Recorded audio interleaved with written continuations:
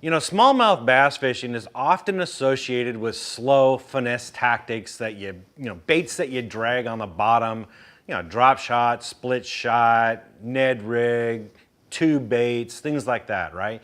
Work them on the bottom and the fish pick them up off the bottom. Yeah, those work great. I mean, obviously they've been working for a long time and a lot of people, catch a lot of fish doing that. However, they do best when the situation and the conditions are pretty tough and the bite is a little bit slow or off.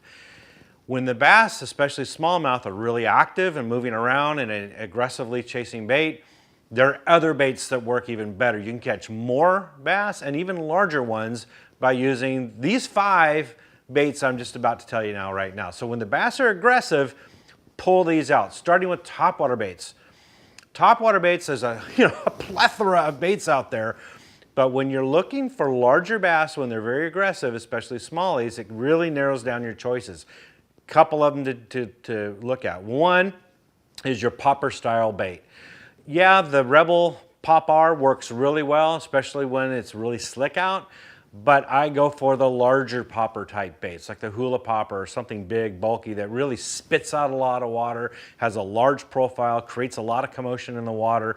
That tends to attract the larger smallies. They're looking for an easy big meal to go after when they come out there and just whap that lure, man. It's exciting.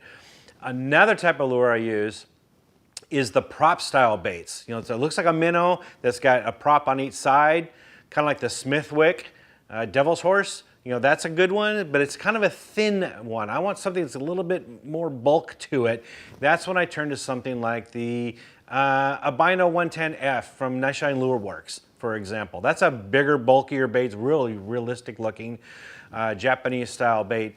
Creates a lot of commotion in the water, and again, it gets those really big bites. Another type of bait is like the topwater walking baits. So, a Zara Spook, like the full-size Zara Spook is what I'm talking about, or a Sammy, not a Sammy Jr., but the full-size Sammy. Again, when a bass whacks those things, man, it's exciting. These work really well, whether it's windy or not. If it's windy, you got a little chop on the water, then you want to make a little more action, a little more commotion with them to get the attention of the bass. When it's calm out, don't work them as aggressively.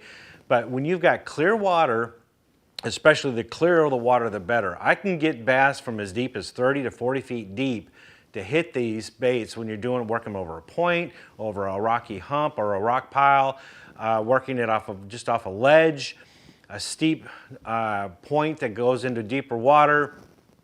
Sometimes even shallow water, like a flat that's got scattered stumps or rock piles or scattered vegetation. Those work really well too, but I like the deeper water simply because when you can call up a bass from deep water or smallmouth, they're gonna come racing and they're gonna hit it just like a Polaris missile, man. They come completely out of the water with the bait in its mouth.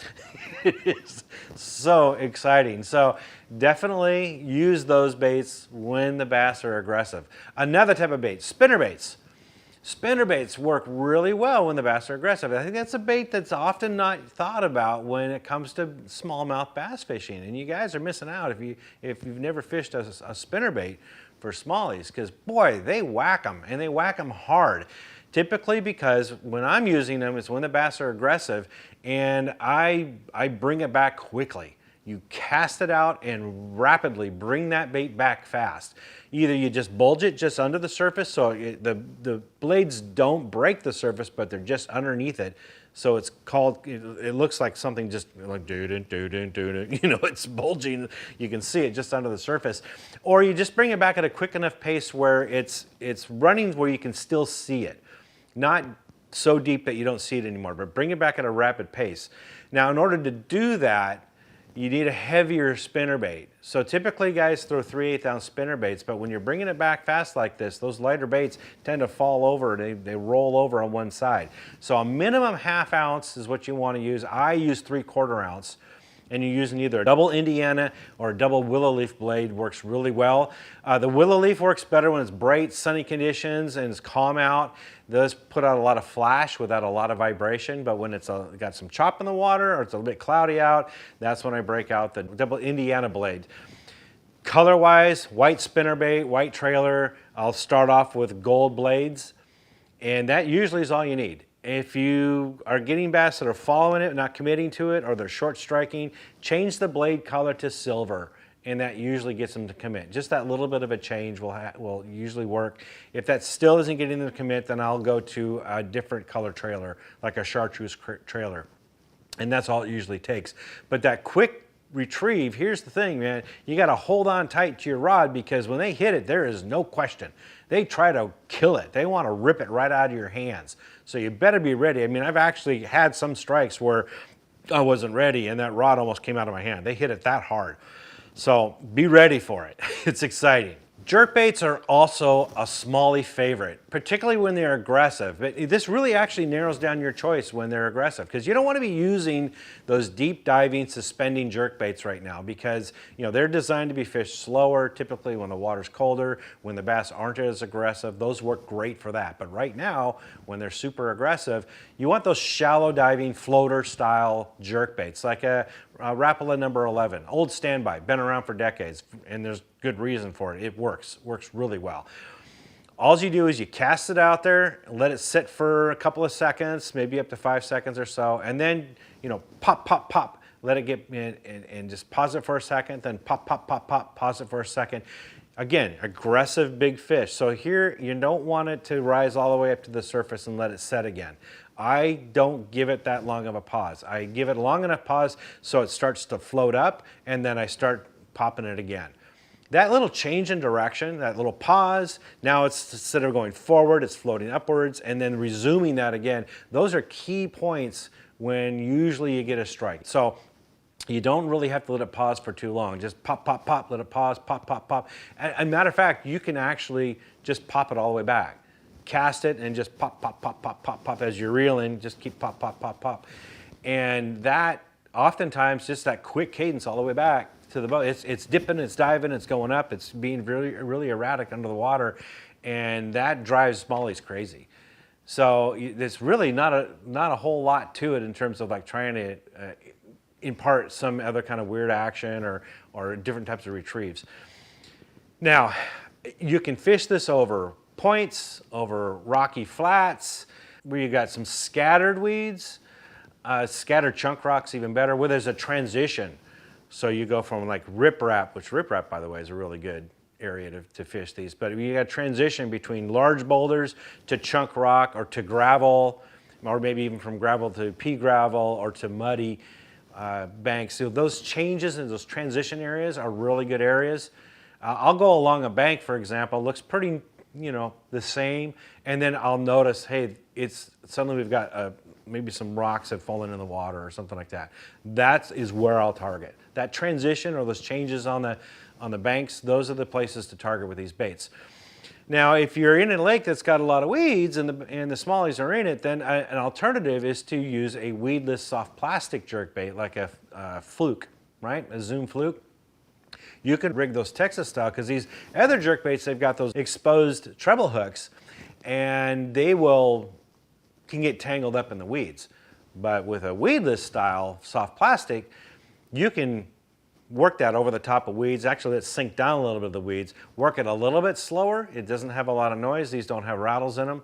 So you just kind of pop, pop, pop, and it'll sashay, it'll dip, it'll dive. So just pop and pop and pop, just to give it that, here's this erratic action. Let it stop for a minute, let it pause, sink into the weeds, then pop it back out. Smallies will annihilate. If they're sitting in those weeds, or if maybe you do it right along a weed line where they're patrolling the outer weed line, especially if that weed line's got a hard bottom, right on that edge of that weed line, that's where the smallies like to patrol those type of weed edges. Bring that fluke over it, and boom, yeah, you'll catch a lot of fish doing that. So definitely jerkbaits. The next bait is lipless crankbaits. One of my favorites for fishing for aggressive smallies. Anytime the water temp is above 50 degrees, I'll break out a lipless crankbait. 1/2 ounce, that's really the standard. So if you're starting out, you don't need to buy a whole bunch of different colors, different sizes. 1/2 ounce, chrome with a blue back or chrome with a black back, that's my standard. Sometimes I'll go with a brown crawdad color, and then again in the fall time I will use anything with chartreuse on it, like a fire tiger pattern. basic colors, but when they're aggressive, the retrieve is very simple. You cast out, and you can cast these things out $1,000,000 mile. I mean, they go really far, right? There's not much resistance to them, so you can get them way out there and just bring it back at a clipping pace. Not necessarily burning it back just under the surface, but bring it back at a rapid pace so they just come through the water. They got rattles in them. They make a lot of noise, a lot of commotion. That calls bass from all sorts of depths. It doesn't matter if the water's clear or muddied up. If they're aggressive, they're going to find it and they're going to whack it. I like to bring it over riprap. I like to bring it over, again, those points that we talked about before, any points that go down into deeper water. Not long tapering, but sharp points, like 45-degree points. If you got any boulders or sunken timber on them, even better. Outside weed lines. And you can bring it over the top of weed beds too. You can burn it right over the top of them, and sometimes that works really well. A variation to that retrieve is you can give it a little pause. Give it a little pause, let it sink down a little bit, then resume your retrieve. That change of action often triggers a strike. A little bit harder to do if you're bringing it on top of weed beds. I wouldn't do that because sometimes those treble hooks can get down into those weeds and get fouled, so you don't want to pause it then. But anywhere else, yeah, you just bring it right along. If you're not getting a bite, give it a little pause. If a bass is following it and suddenly it pauses, they've got to react to it. They're either going to bite it or they're going to turn away. Typically they bite it, especially if they're aggressive. So that's a good way of triggering a bite. But yeah, and you can use the kind that got rattles. There's some that don't have rattles, so use it. Have a variety of those liftless crankbaits handy. And some of them even they make them out of like a soft plastic, which emits even a different type of vibration. And they're not used as often either, so that might trigger some bass that maybe you've seen a lot of these baits. So give it a go. You'll be surprised. Now the last bait is a square bill. Square bills, they will dive a little bit deeper than the spinner baits. They're deeper than the top waters. The cool thing about them, hence their name, square bill, they've got a flat bill up front, and what that enables them to do is when you bring it over, say, a branch, something woody, it'll actually, it'll square up to it, and then it will roll over the top like this, straight up. And the body protects the hooks that are dangling back here, protects the hooks from getting hooked in the wood. Okay, a round bill type crankbait will roll over and then the hooks can get embedded. But a square bill just squares straight up to it and goes right over it like that. Okay, for that reason, don't size up on the hooks. Some guys will do that. They like to just automatically go a size bigger when they buy a crankbait. But not with these. You don't want to size larger because that increases the likelihood of it getting fouled up, which kind of defeats the purpose. The cool thing about a square bill is that you can work it through those woody areas and through stumps, things like that where smallies are hiding. You can also bring along riprap and it gives a unique deflection off the hard rocks or scattered boulders, a big flat that's got some scattered boulders. It deflects off it differently than other types of baits. Again, I would go the same kind of colors that we've talked about before, those bait fish colors, particularly like shad, perch, bluegill, chrome with blackback, chrome with blueback, and then of course during the fall, throw in some chartreuse in there like a fire tiger and you're golden. Work them back pretty quickly. Again, this is a fast pace back when the bass again are aggressive. So a fairly quick pace works really well. I like the balsa type or the square bills that are plastic, they'll float up. Right? So if I stop it, it changes direction, just like those jerk baits. It stops, changes direction, then you resume that retrieve. Those changes in erratic behavior often triggers a bite. So that's to stick with those two types of cadences and those colors, and you can catch a lot of aggressive bass. So with these 5 lures, you are likely to catch more and larger smallies when they're aggressive. I hope that helps. For more tips and tricks, visit bassresource.com.